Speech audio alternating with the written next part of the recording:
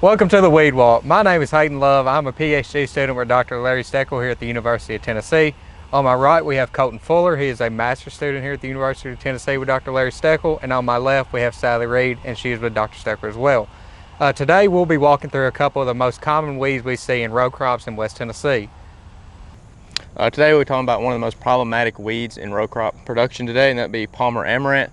So there is a lot of different amaranthus species that we deal with in the field. So it'd be red root, smooth, or Palmer amaranth. So in Tennessee, it's cited to have 5 different modes of action resistance to herbicides. And so today we're going over a few key identifying factors to differentiate those between red root and smooth. So starting it off, when you pull off a leaf in the petiole of Palmer amaranth, if you take that petiole and bend it against the leaf, the petiole is more than likely going to be longer than the leaf blade itself. At the very end of the leaf blade, there's a long hair that comes out. Now, all amaranth species more than likely will have that hair, but Palmer amaranth will be very prominent and be a lot longer than the other ones.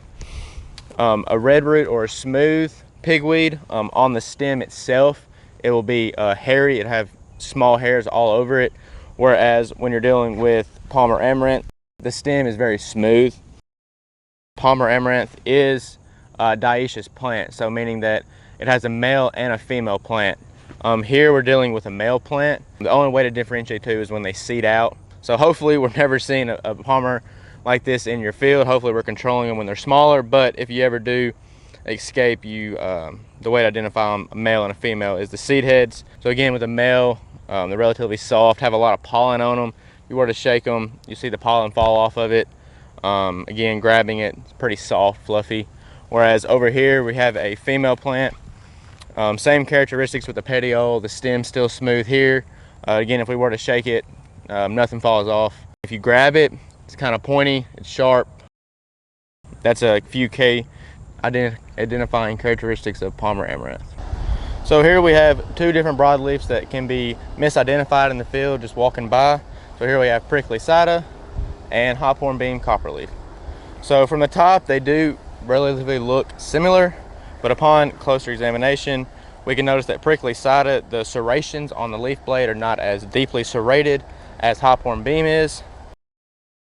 Again, hophorn beam copperleaf does have a red dot right in the petiole here, right where they meet together. So you have like a red dot. Again, when prickly sida does grow up and get big, it becomes real woody. So it almost turns into like a tree-like stem. It's very tough to pull and also tough to kill as well. So hophorn beam copperleaf, again, doesn't grow up real woody. When it gets taller, again, it just has more of a redder stem than prickly sida does.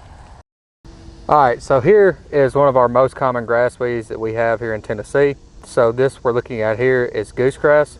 This grass could be often confused with crabgrass as well. The reason behind that is goosegrass particularly likes to grow more flat across the ground, and most of the time it would be stepped on. One of the easiest ways to identify goosegrass is by looking at the white center of the plant.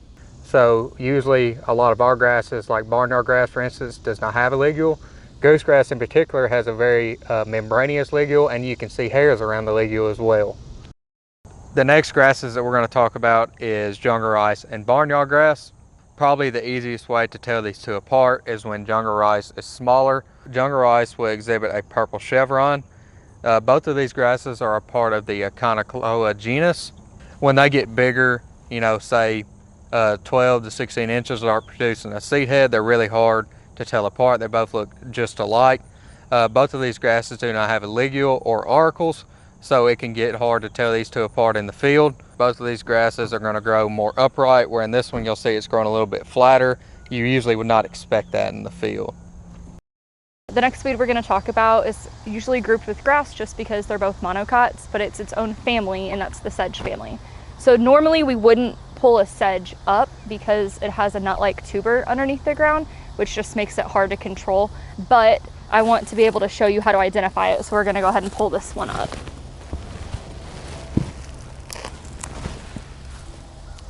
So when we're talking about sedge here in West Tennessee, we're going to be referring to it as yellow nut sedge because that's the one that we have over here. The key characteristic of a sedge is that it has a triangular stem. So when you feel it, it has an edge, and that's how we like to remember it, is by saying that sedges have edges. So if you're out in the field and it looks like it could potentially be a grass, but it has that triangular edge stem, it's probably yellow nut sedge. Another key characteristic is the seed head. The next plant we're going to talk about is another broadleaf plant, and it's an annual vine that we see out here. So it's part of the morning glory group of vines that you may see in the field, and this one specifically that we found is ivy leaf morning glory. And so we can tell that it's ivy leaf not only because it does resemble ivy when you look at it, which is a pretty key characteristic, but it resembles it because it has those 3 deep lobes in the leaf.